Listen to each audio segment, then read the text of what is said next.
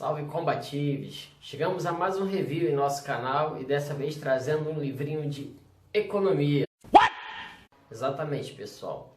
E nós vamos ver hoje como um dos maiores investidores do planeta conseguiu mudar a minha forma de pensar quando o assunto é controle emocional e sermos mais fortes do que qualquer coisa que possa nos acontecer. Bora pro vídeo.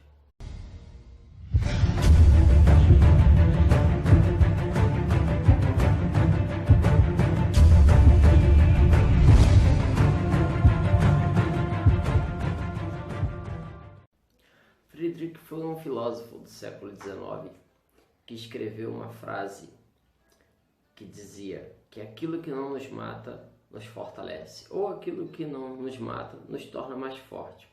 E a frase virou uma piada para aqueles que não entenderam o contexto da época e o momento que se estava vivendo. Friedrich Nietzsche não era só apenas um filósofo, mas também era um filólogo e um observador do seu tempo. E como um bom historiador, ele avaliava todas as mudanças que iam acontecendo e como elas tinham a ver com o passado. Nossa sociedade, quando digo nossa sociedade, não só o Brasil, mas o mundo em geral, ela segue modas, segue tendências. Então tem aproximadamente uns 10 anos que eu tenho visto as pessoas falar sobre resiliência e tatua resiliência aqui, resiliência ali, e acham que resiliência é só ser forte, é voltar à forma original. Resiliência é uma palavra que ela vem da física, que tem a ver com um objeto, uma matéria, uma propriedade que ao receber um impacto, ao sofrer um choque, ela se desfaz, mas consegue retornar às propriedades anteriores. Ou seja, se nós pararmos para analisar, resiliente seria toda aquela pessoa que consegue passar pelos vendavais, pelos temporais, pelos problemas da vida e depois retorna ao estado natural. Mas será que isso é realmente interessante? Será que isso é realmente importante? Sim, resiliência é bom, resiliência é muito legal, tem muito a ver com o controle emocional. E se você gosta do tema, vou estar indicando para vocês o canal do meu amigo Bruno Jordão, canal de boxe, o maior do YouTube, um canal muito bom. O Bruno Jordão é um dos parceiros aqui do canal, e ele fala muito acerca da resiliência e o controle emocional. Porém, eu vim trazer para vocês hoje um tema um pouquinho distinto sobre controle emocional, que é o livro Antifrágil. Coisas que se beneficiam com o caos, do autor Nassim Taleb. Vamos falar um pouquinho sobre o Taleb. Nassim Taleb nasceu em 1960 no Líbano e ele teve uma educação vasta e variada. E durante a Guerra Civil do Líbano, ele e a família dele precisaram se refugiar em Paris, que foi quando ele ficou até se formar na Universidade de Paris. Ele é matemático e analista financeiro de risco. E não sei se é o quarto ou o quinto maior investidor no mundo. Ele investe na bolsa, investe em várias empresas.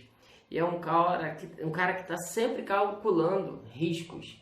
E é tido como um louco por muitos investidores conservadores, porque ele investe em situações de risco e incrivelmente ele consegue se dar bem. Nesses tempos de risco, tempos de pânico, muitas pessoas falam em ser resiliente, em ser resistente, em ser forte. Você quer descer, né? Vou ter que parar a gravação. Mas afinal, vale a pena nós sermos resilientes?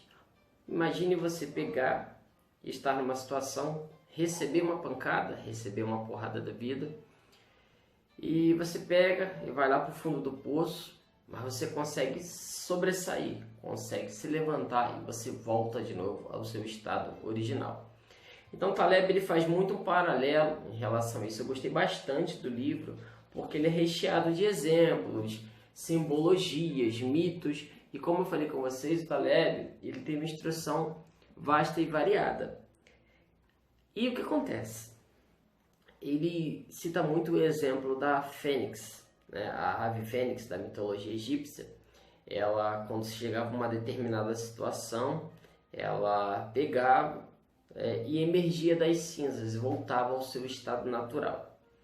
Mas vamos supor que seu estado natural é mediano. Todas as áreas da sua vida. E você passa por um baque, sofre um baque, e você arreia, você desce. Tá? E você fica no fundo do poço, passa por determinadas coisas e você consegue se erguer de novo. Mas você volta para aquele estado mediano. A palavra original seria medíocre, ou seja, aqueles que estão à média.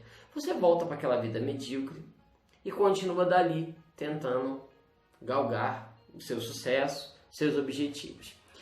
E Nassim Taleb ele usa 3 exemplos muito importantes. Ele fala que existe o frágil, ele fala que existe o robusto, e ele fala sobre o terceiro contexto, que seria o ser antifrágil. Então, se nós temos 3 exemplos aqui, nós temos o frágil, nós temos o robusto e nós temos o antifrágil. Vamos pegar e trazer para uma simbologia, por exemplo. Uma taça de vidro, uma taça de cristal. Ela é frágil. Ao primeiro tombo, ela se despedaça, ela se estilhaça e nunca mais nem o melhor profissional do mundo vai conseguir trazê-las ao seu estado primário, ao seu estado original. Mesmo que ele consiga colar pedaços por pedaços, vai ser um troço que vai estar mais frágil do que antes e nunca mais vai servir ao seu propósito. Ou seja, uma taça de cristal, uma taça de vidro é algo frágil. Vamos a um segundo exemplo, uma bigorna, por exemplo, a bigorna do ferreiro, que fica ali suportando marteladas e pancadas durante anos e anos e se mantém ali no seu estado original. A bigorna, ela é robusta, ela suporta as pancadas, ela suporta as provações do tempo, as porradas que a vida vai dando nela, porém, ela continua sempre na mesma, não melhora e não evolui em nada. Talvez com o tempo até fique mais desgastada ali por causa do desbaste de tanto bater com o martelo em cima dela. Então a bigorna ela seria um exemplo de robusto. É bom ser robusto? Sim, é bom ser robusto, ser resistente às pancadas que a vida nos dá.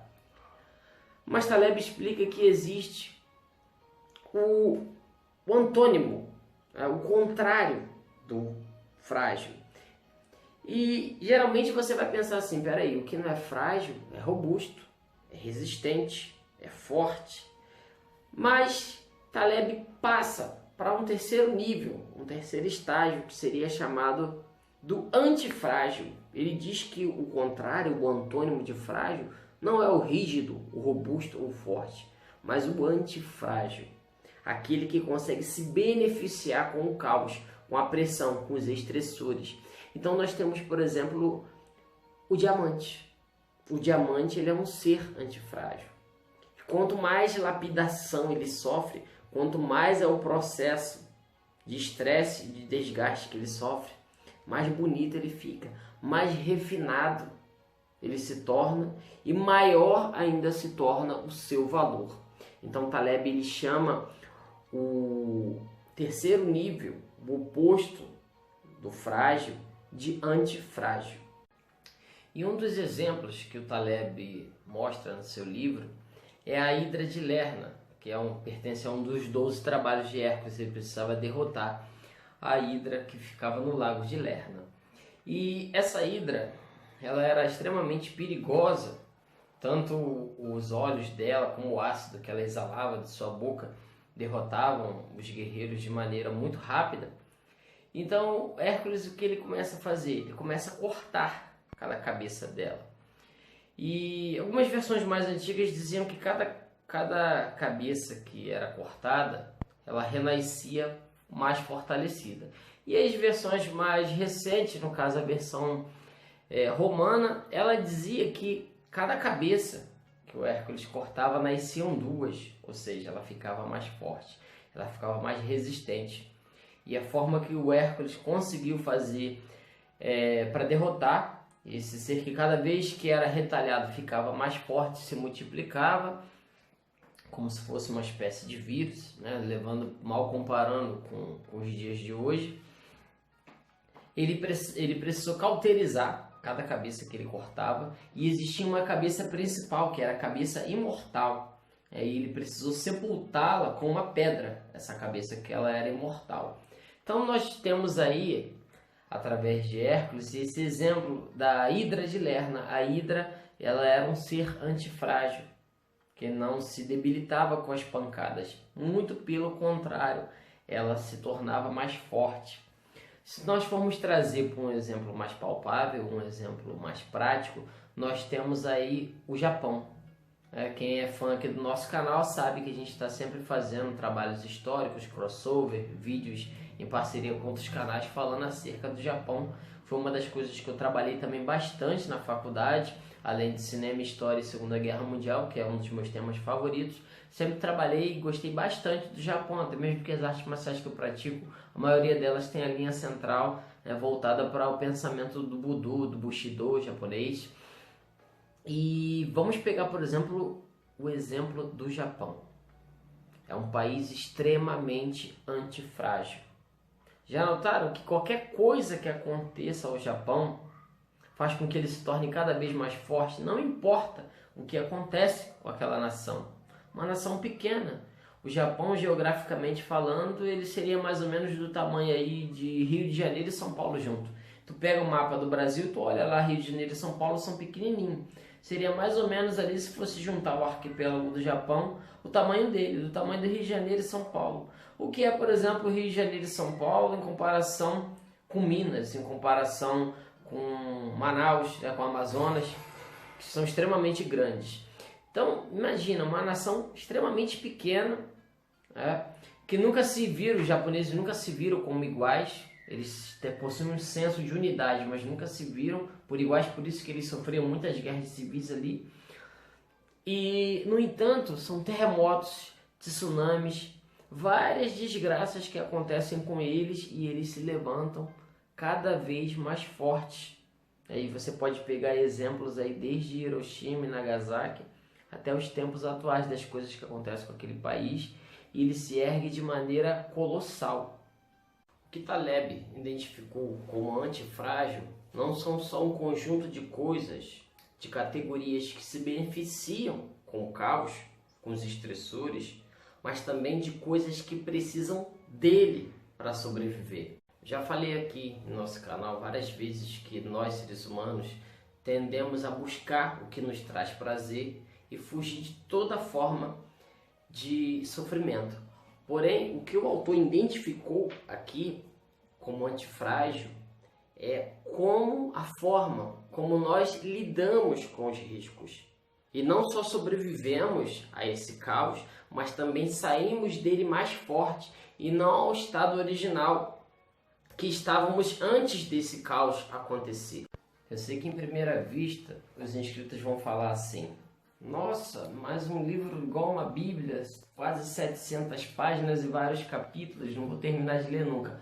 Mas a leitura é tão boa, tão suave, que o tempo passa e você nem percebe. Quando você olha, você já está no final do livro querendo lê-lo de novo. Uma das coisas bacanas que o autor fala, ele faz a comparação sobre várias partes da história, de sociedades que sucumbiram e de sociedades que conseguiram sobreviver ao caos, e daquelas sociedades que sobreviveram ao caos e aproveitaram, tiraram lições dali para se tornarem mais fortes, como eu citei o caso dos japoneses, por exemplo. E eu aconselho vocês também a procurarem algumas palestras do Taleb no YouTube. Tem umas coisas muito interessantes que ele fala, por exemplo, daquela filosofia do bambu. O bambu é resiliente, né? Ele vai recebendo ali peso da neve. Quando ele chega ao extremo, que ele não aguenta mais aquele estresse nele, ele derrama a neve e volta ao seu estado original, ou seja, o bambu ele seria resiliente. Ou já o carvalho ele seria resistente. Ele está recebendo ali o tempo, as pancadas de chuva, de sol, neve, e ele aguenta o quanto ele pode, mas vai chegar um momento que mesmo ele sendo robusto, ele vai ceder e o galho vai arrebentar. Então ele gosta de ir além. Ele fala sobre o frágil, fala sobre o resiliente, e ele gosta de ir além, ele fala do antifrágil. Então, se nós pegarmos, por exemplo, na natureza, temos o bode, que é um ser resistente, seria um símbolo de resistência. Ele aguenta altas temperaturas, baixas temperaturas, consegue sobreviver bebendo a água mais podre que existe, ficando vários dias sem comer. O bode seria um símbolo de resistência. Na natureza tem os tardígrados, que são conhecidos também como ursos d'água. São seres que alguns cientistas até já especularam se eles eram alienígenas ou não, porque os bichos suportam baixíssimas temperaturas, altíssimas temperaturas, conseguem ficar no espaço não sei quantos dias sem sofrer nenhum dano, nenhuma lesão. Então os ursos d'água são muito fortes, muito resistentes, seres microscópios fantásticos. Estudem e pesquisem sobre os ursos d'água, os tardígrados. Ele passa muita coisa bacana que vai desenvolvendo um paralelo entre a nossa sociedade, a forma como nós vivemos, fala sobre o medo, o caos e como o medo impede as pessoas de crescerem, de se levantarem. Nas palestras dele, por exemplo, do YouTube, e é coisa que não está no livro, ele fala muito sobre como a mídia se aproveita para se alimentar desse medo, jogando informações e desinformações para te confundir e te manter preso a ela, nutrindo a sua mente de medo. E o medo faz cada vez mais com que você impeça de sair, de arriscar, de buscar novas conquistas. E por medo de você perder o pouco que você tem, você acaba não conquistando o muito. O livro é excelente.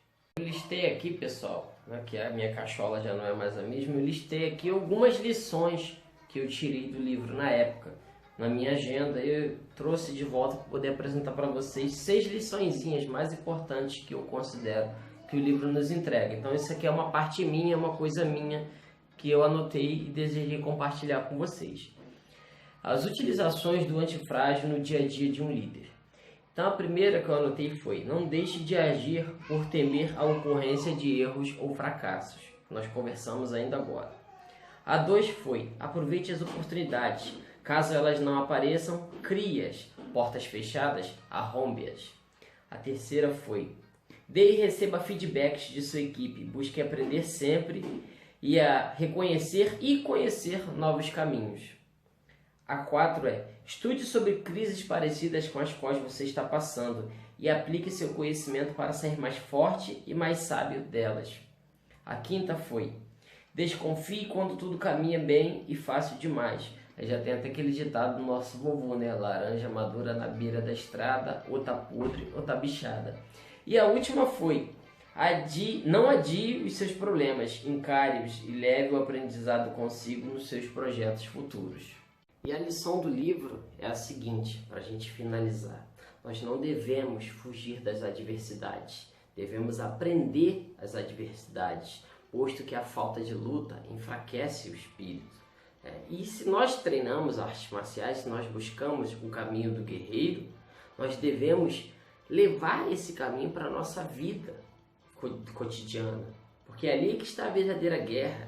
É você pegar ônibus, encarar trabalho, encarar chefe chato, encarar uma equipe que às vezes tem 1 ou 2 ou mais ali que está querendo te prejudicar.